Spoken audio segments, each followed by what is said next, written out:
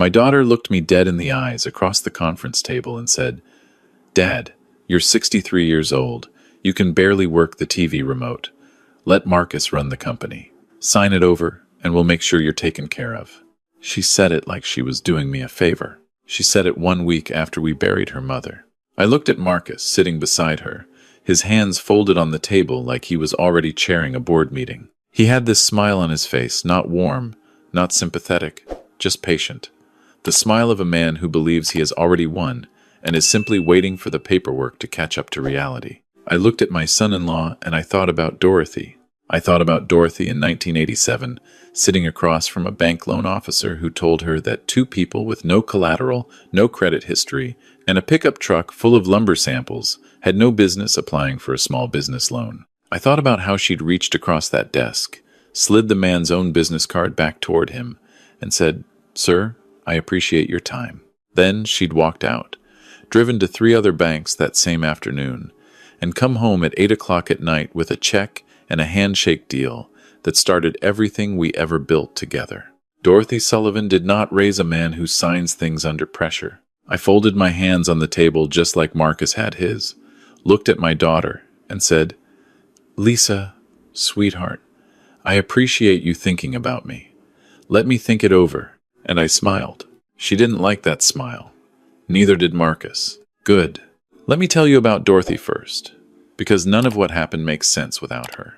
We met in Tulsa in 1983. I was 24, working framing crews for a residential contractor. She was 22 and doing the books for the same company out of a back office that smelled like coffee and cigarette smoke. She had red hair and a laugh that made the whole building feel smaller and warmer. And the first time I heard it, I walked directly into a door frame. We were married 18 months later. The construction supply business started small, really small. A single storefront in a strip mall near the airport, selling lumber, fasteners, drywall, insulation. Dorothy ran the books and wrote the checks and negotiated with distributors. I ran the yard and managed the crews and drove deliveries when we couldn't afford another driver. We ate a lot of sandwiches in those years. We drove old trucks and wore work boots until the soles came loose and we glued them back on. But Dorothy had a gift. She could look at a spreadsheet and see things other people couldn't see.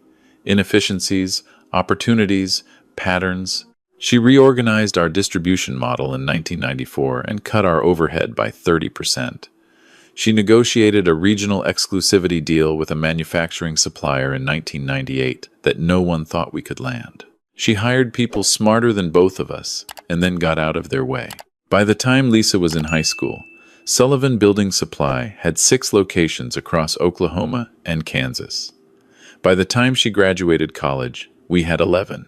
By the time she brought Marcus Holt home for Thanksgiving and told us he was going to be her husband, we had 16 stores, 83 full-time employees, and a distribution center outside Wichita. I want to be honest about Marcus. When he first came around, I didn't dislike him. He was well-dressed, well-spoken, and he seemed to genuinely care about Lisa. He had an MBA from a school I'd actually heard of and real experience in retail operations management. When he joined the company in 2019 as Chief Operating Officer, it wasn't nepotism, it was a sound business decision. Dorothy made it, and Dorothy didn't make decisions carelessly. She just didn't know everything. None of us knew everything about Marcus yet. Lisa and Marcus had been married 4 years when Dorothy got sick. Pancreatic cancer, caught late. The doctors gave her 8 to 14 months. She made it 11. In those 11 months, Dorothy Sullivan worked harder than I had ever seen her work, and I had watched that woman build a 16-store regional business from a strip mall storefront.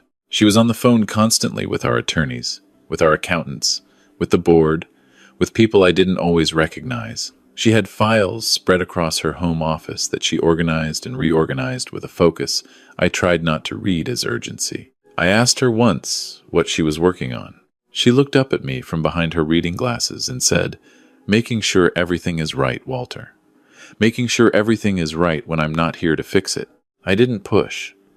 With Dorothy, you learned when to ask questions and when to trust. She passed on a Tuesday morning in October, in our bedroom, with the curtains open because she liked the light. I held her hand. I didn't say anything because there was nothing left to say that we hadn't already said over 40 years. That was the worst morning of my life. The week after was the second worst. Marcus called the meeting. That was the thing I kept coming back to later, that it was Marcus who called it, not Lisa, and it was Marcus who prepared the agenda, and it was Marcus who had a stack of documents sitting in front of him when I walked in. It was a Thursday, 12 days after we buried Dorothy. I hadn't slept properly in 2 weeks, and I was running on coffee and grief, and something underneath the grief that hadn't quite identified itself yet. Our company attorney, a careful woman named Patricia Wynne, who had worked with Dorothy for 15 years, was supposed to attend the meeting. She called me that morning to say Marcus had rescheduled it to a conference room at a hotel downtown rather than our offices, and she had a conflict she couldn't move. She said she wanted to reschedule. I told her I'd handle it and call her after. I should have listened to Patricia. When I walked into that conference room, Marcus was already seated. Lisa was beside him, and their personal attorney, a man I had never met, young, expensive-looking suit, was on Marcus's other side. There were 2 other men at the table I didn't recognize. Marcus introduced them as advisors. He didn't explain what they advised. I sat down alone. Marcus opened a folder. He explained, in his careful business school voice, that the company was at a critical juncture, that without Dorothy's operational vision, the organization needed strong, centralized leadership, that he had been effectively running day-to-day operations for the past 18 months while Dorothy was ill, and that the transition of formal ownership and authority was, in his word, overdue. He slid a document across the table. It was a transfer of controlling interest. 61% of Sullivan Building Supply. From my name to his. This keeps it in the family, he said. I looked at the document. I looked at my daughter. Lisa was looking at the table. And what does Walter Sullivan do after he signs this? I asked. You retire, Marcus said. Comfortably. You've earned it. I'm 63. You've had a hard year. He said it gently. You've lost your partner. No one expects you to. Dorothy built this company, I said. Dorothy built it with you, Lisa said, quickly, like she was correcting something. And now it's time to let the next generation. Dorothy built it, I said again. And you're asking me to sign it away 12 days after her funeral. We're asking you to do what's best for the company, Marcus said. I looked at him for a long moment, at that patient smile, at those folded hands. Let me think it over, I said. I picked up the document and put it in my jacket pocket. I'll be in touch. I drove home. I sat in Dorothy's office. I looked at her files, and then I started making phone calls of my own. The first call was to Patricia Wynne. She came to the house the next morning with coffee and a leather portfolio and a look on her face that I couldn't quite read. We sat in the kitchen, the same table where Dorothy and I had eaten breakfast for 31 years, and Patricia opened her portfolio. Walter, she said, there are some things you need to know. She had been Dorothy's attorney for 15 years. In those last 11 months, Dorothy had met with her extensively. What Patricia told me that morning, what Dorothy had set in motion while she was dying, was something I had not known, and something Marcus had not known either. 3 months before she died, Dorothy had quietly restructured the ownership of Sullivan Building Supply. She had transferred her personal shares, 52% of the company, into a family trust. The trust had 3 beneficiaries: me, our son Daniel, and a charitable foundation Dorothy had established in her mother's name. Marcus held 8%, acquired through his employment agreement. Lisa held 3%, gifted to her on her wedding day. The remaining shares were distributed among longtime employees and a small group of outside investors. No one controlled 51%. Not Marcus, not me, not any single person. But the trust, which I controlled as sole trustee, held a blocking stake that made any major corporate action impossible without my approval. Dorothy had seen this coming. She had seen it long before I had. She told me, Patricia said carefully, that she loved her daughter very much. She also told me that she had concerns about Marcus's relationship with the company that she wanted to address before she was gone. I asked what kind of concerns. Patricia opened a second folder. I need to tell you about Daniel now, because he's part of this story, and because the comments I've seen from people who've watched these kinds of stories always ask about the children, about who gets what, about whether the family ever heals. Daniel came to us in 2001. He was 4 years old, the son of Dorothy's younger brother Kevin, who had struggled with addiction his whole adult life and had finally lost the struggle that year. Kevin had no wife, no support system, no plan. The state got involved. Dorothy and I had been trying to have a second child for years without success. We fostered Daniel for 8 months, and then we adopted him. He was the easiest child I have ever known. Quiet, observant, kind in the way that some children just naturally are.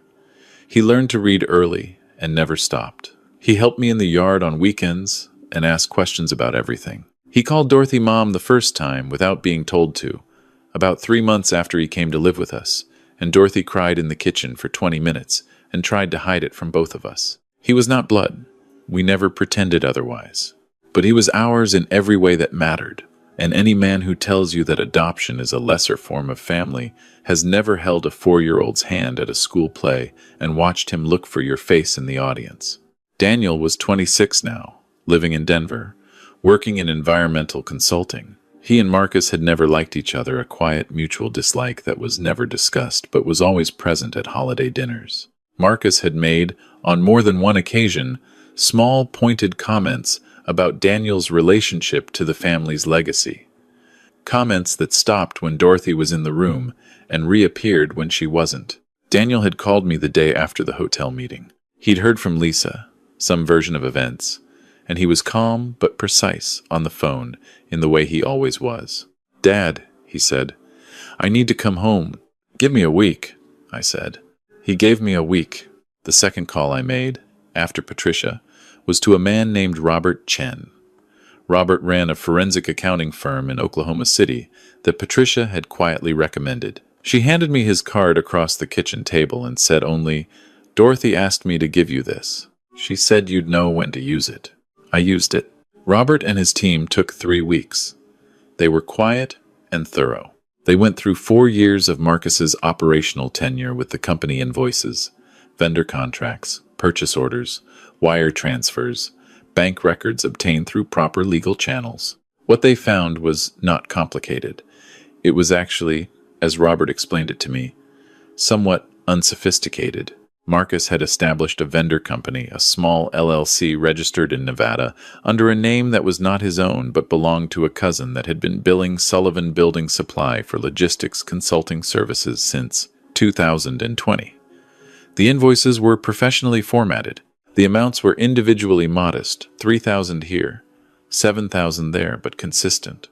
Over 4 years, Marcus had transferred just over $280,000 from Sullivan Building Supply into that LLC, and from there into accounts Robert traced to Marcus's personal use. Not a complex scheme, not a clever one, just quiet and steady, the way someone takes money when they believe no one is watching and no one will check. Robert handed me the report on a Friday morning. I sat with it for the whole weekend. I thought about Dorothy meeting with Patricia and Robert Chen and restructuring the trust and doing all of it quietly, without drama, without confronting Marcus directly, because she knew something I was still learning, that some problems you don't solve in the room. You solve them by being patient and prepared and letting the moment come to you. She'd been protecting us, from beyond every deadline, from past every possible intervention, still taking care of things. I cried on Sunday night, alone in the kitchen, and then I dried my eyes and I called Patricia and told her to set up a meeting. Marcus chose the venue again, our company boardroom this time, which I supposed he already thought of as his. He brought his attorney. He brought his 2 advisors. He brought a revised version of the ownership transfer document, this one slightly adjusted, giving me a small ongoing consulting stipend, a concession. He implied that he hoped would make this easier. I arrived 5 minutes late, which I had never done in a business meeting in my life. I wanted him settled and confident. Patricia was with me, Robert Chen was with me, and there was one other person Marcus had not expected to see, a man named Gerald Marsh, who had been with the Oklahoma Department of Commerce's Financial Crimes Division for 22 years and was now in private practice. I also want to mention that I had called Daniel the night before and told him what was happening, and Daniel had said quietly, "Dad, do you need me there?" And I had said, "No, son, I've got this. I'll call you tonight." And I heard him exhale slowly on the other end of the line and say, "Okay, I trust you." I sat down across from Marcus. He glanced at Patricia, glanced at Robert, glanced at Gerald, and his smile did something complicated. "Walter," he said, "I didn't realize this was going to be." "Marcus," I said, "I've been thinking about what's best for the company." He settled slightly. "I'm glad to hear that. I've also been thinking about my wife." I opened my folder. Dorothy was a careful woman. She trusted you with a lot, and I think that trust was harder for her to place than any of us realized. Because Dorothy paid attention. She always paid attention. I slid the first document across the table. It was a summary of the ownership trust. Patricia had drafted the restructuring Dorothy had completed 3 months before she died. Marcus looked at it. His attorney leaned over and looked at it. Marcus's face went through several expressions in a short amount of time. "This wasn't," he started. "This was entirely legitimate," Patricia said quietly. "Filed, recorded, and in full effect as of August of last year. Dorothy executed it herself, in full legal capacity, with 2 witnesses. I have certified copies. The company can't be transferred without the trust's approval," I said. "And I'm the sole trustee." Marcus looked at me. Some of the patience had left his face. "Walter, I understand this is emotional. I'm not finished," I said. I slid the second document across. Robert Chen's summary. $280,000. 4 years. 1 Nevada LLC. 1 cousin's name. The room got very quiet. Marcus looked at the document for a long time. His attorney put a hand on his arm. Marcus shrugged it off. "That's a mischaracterization of a legitimate vendor relationship," he said. His voice was steady, but something behind it wasn't. "Robert," I said. Robert Chen spent 7 minutes walking through the documentation. Wire transfers, the LLC's registration records, bank statements, the pattern, the total. He spoke the way accountants speak, without drama, without inflection, just numbers and facts laid side by side until the shape of them became undeniable. Gerald Marsh had not said a word. He didn't need to. His presence in the room said, "Enough." Lisa had gone pale. She hadn't known I believed that then, and I believe it now. Whatever Marcus was, my daughter was not a thief. She was a woman who had been handed a version of reality by her husband and had chosen to accept it because it was easier than questioning it, and that was its own kind of failure. But it wasn't the same thing. "I'm prepared," I said, "to handle this through civil proceedings and give you the opportunity to make restitution quietly. Or I'm prepared to refer the matter to the appropriate authorities today. What I'm not prepared to do is sign anything." Marcus sat back in his chair. He looked at the ceiling for a moment. He looked at his attorney. His attorney was looking at the documents. "What do you want?" Marcus said. "Your resignation, effective today. Your 8% surrendered back to the company at purchase price. A signed agreement to full restitution within 90 days. In exchange, civil resolution only, no referral. And Lisa," I looked at my daughter. She was looking at her hands. "Lisa's shares are hers. That's between her and me, and it has nothing to do with you." Marcus was quiet for a long time. Gerald Marsh shifted in his seat. Marcus heard it. "Fine," he said. His attorney started to speak. Marcus shook his head. "Fine," he said again. "Send me the paperwork." He stood up. He didn't look at me again. He walked out of the room without looking at his wife either, which told me something about the marriage that I hadn't fully understood before. The door closed. Patricia started organizing documents. Robert was making notes. Gerald Marsh caught my eye across the table and gave me a small nod. Lisa was still looking at her hands. "Dad," she said. "I know," I said. I swear I didn't know about the money." "I know," I said again. She looked up. Her eyes were red. She looked, in that moment, like she was 19 years old and had done something wrong and was trying to figure out if it could be undone. "Mom knew, didn't she?" Lisa said. It wasn't quite a question. "Your mother was the smartest person either of us will ever know," I said. And she loved you completely. Both of those things are true. Lisa pressed her hands over her face. I got up and went around the table, and I put my hand on her shoulder the same way I had when she was small and the world had been unkind to her, and I let her cry. That was 6 months ago. Some things are resolved. Some things take longer. Marcus signed the paperwork inside the 90-day window. Restitution is being paid in quarterly installments. He's no longer with the company. He and Lisa are separated, she filed, 3 months after the meeting, quietly, with her own attorney. I don't know the full details, and I haven't asked. What I know is that she came to dinner on a Sunday 2 months ago and sat in the kitchen and helped me clean up afterward, and we talked about her mother for 2 hours without crying, mostly, and that felt like something beginning. Daniel flew in from Denver the week after the boardroom. He stayed for 10 days.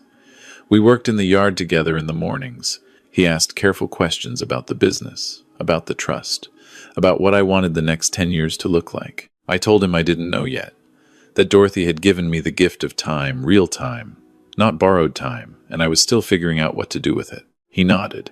He has this way of listening that Dorothy had too, still and complete, not waiting to speak but actually absorbing what you're saying. I noticed it again, standing there in the October yard, and I thought about a 4-year-old who came to us with nothing and built himself into this quiet, decent, attentive man, and I felt something that wasn't grief.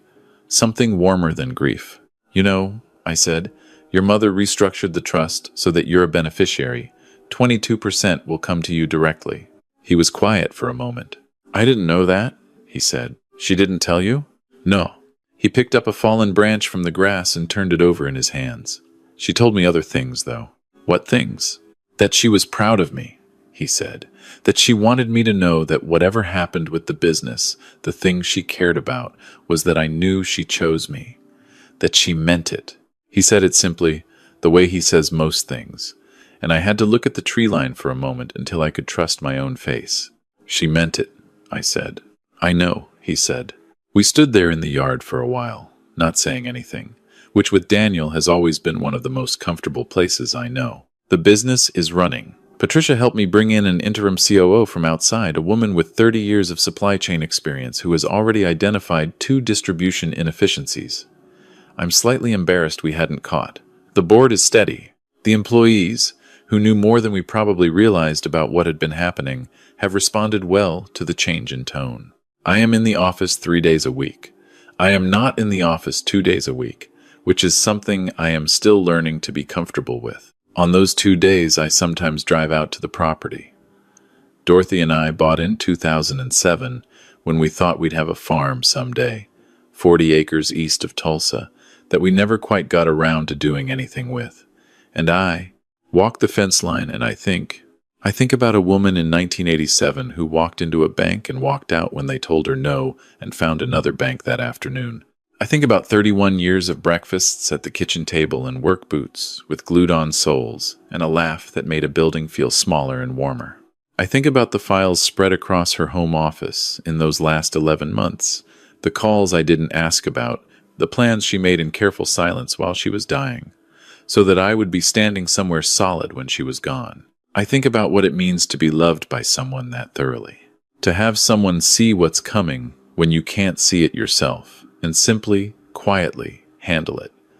Not because they doubted you, but because they wanted to make sure you were protected. Because some things you do for the people you love, not so they'll know you did it, but because it's right, and because you can.